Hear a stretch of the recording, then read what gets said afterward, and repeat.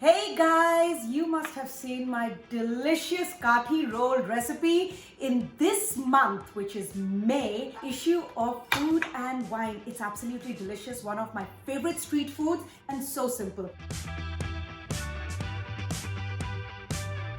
And guess what? I'm making this for lunch for my kids. So let's start off with making the marinade. I have some plain yogurt over here. I like to use full fat yogurt.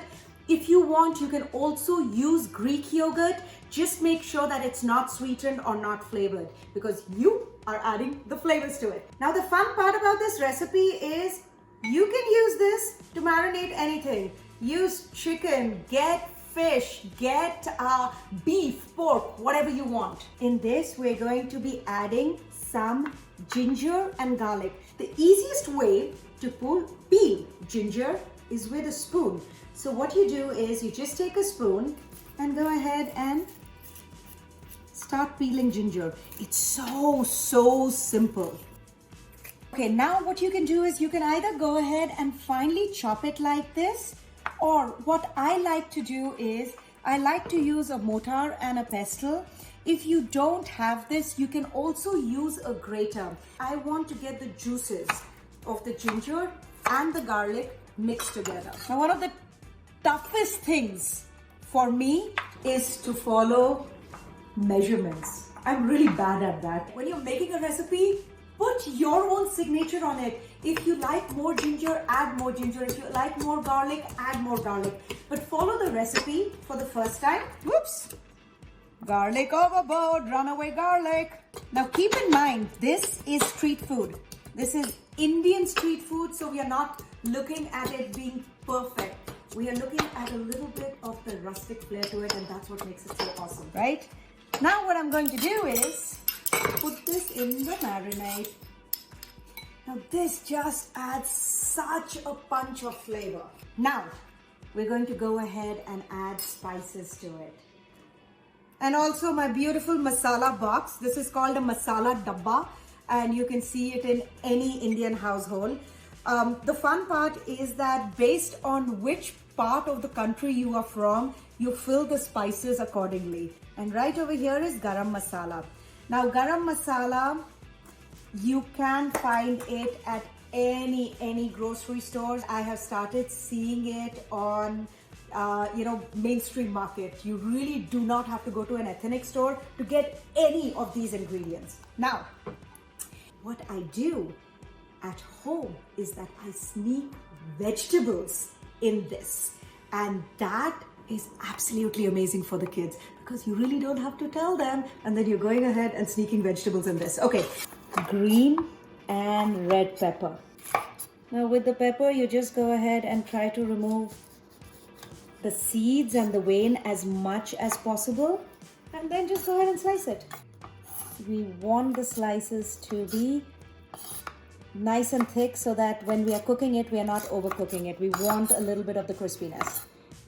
Now I'm going to take all of these vegetables, and then I put half the marinade in this. Make sure all the vegetables are nicely coated. And then I have paneer. Paneer is Indian cottage cheese. Again, you can find this at ethnic stores. I have started finding it at regular stores. Now the thing with paneer is that in case you don't find paneer, get some tofu. Tofu works just as well. Get the extra firm tofu. As you can see, it's fairly firm.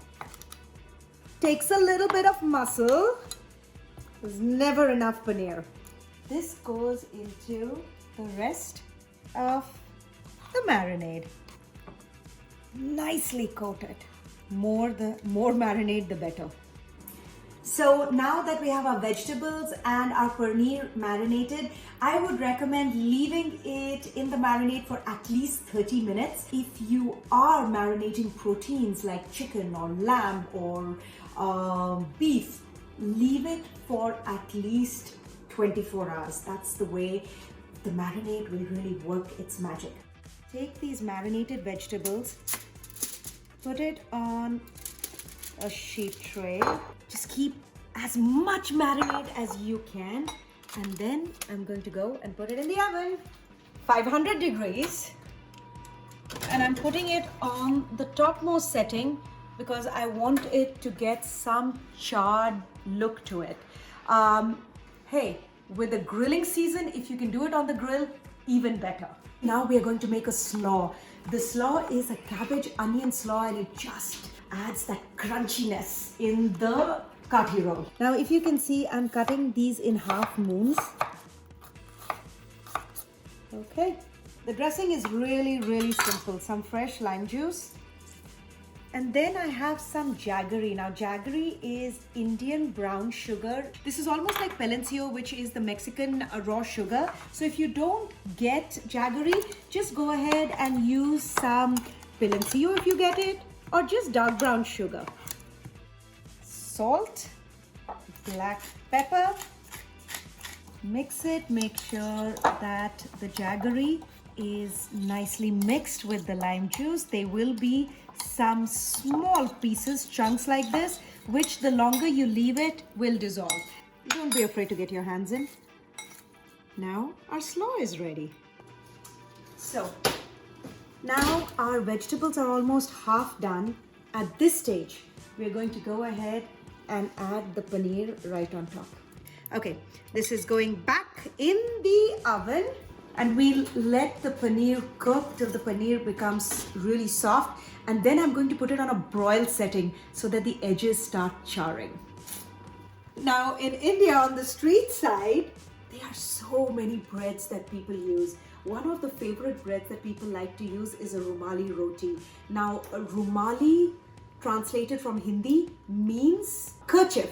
So the bread is so thin that when you're wrapping the kathi roll in it, you really don't even taste the bread because it is so thin. It's like really thin sheets. Now you can see this has started bubbling. I'm going to turn this around. Can you see how beautiful this is? Don't start off on too high heat, because what will happen is only the external part of the flatbread will, or the parantha will be cooked, and you do not want that. Aha! Okay, so now this is ready. What I'm doing is I'm going to be putting it in this foil. Okay, and I'll go ahead and finish doing all the flatbreads. And then I'm going to wrap this up and leave it in a warm oven around 200 degrees till the time we are ready to assemble it. Okay, this looks absolutely fantastic. I'm going to take this out in a bowl. I have made sure that the vegetables are not overly cooked because you need a little bit of the texture. Now I go ahead and put probably one of my favorite ingredients of all time, which is chaat masala, right over here. Now chaat masala, which you can see over here, is a blend of spices which has predominantly mango, dried raw mango powder, so it has tartness. Now chaat, translated from Hindi, means to lick. So Indian street foods are called chaats, which you will see some amazing recipes in the May issue of Food and Wine, which is inspired from my travels in India last year. We'll do some more chaat masala. There's never enough chaat masala. And I'm going to finish it with a squeeze of lemon. Okay, so now we are ready to assemble the kathi rolls. And this is what we're going to do. I'm using some foil, and to assemble it, we'll go ahead. Half of the flatbread is going to be outside the foil. I love this chutney, so it's going to have a nice generous amount of chutney. The paneer. Let's put some vegetables. Now I'm going to put a little bit of chaat masala, more chaat masala. There's never enough chaat masala. And then let's go ahead and add the slaw. Now the trick of eating the kathi roll is that you need to eat it immediately. Don't let it get soggy. Now roll it like a burrito. And when you're in India, this is how you get it. So you can eat it street side. So good. Okay, so let's make a few more. Slaw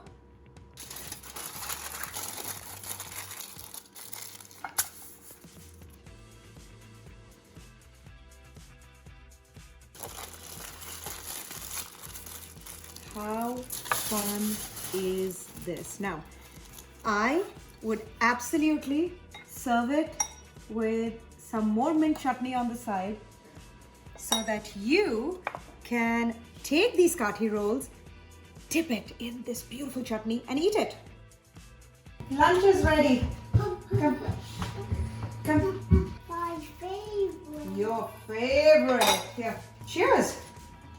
Cheers. Cheers. Awesome. It tastes just like What do you think? It tastes just like a burrito. Awesome. Good job. Thank you so much for joining me in making these delicious kathi rolls. You can find the recipe in the May issue of Food and Wine along with some other delicious Indian street food recipes.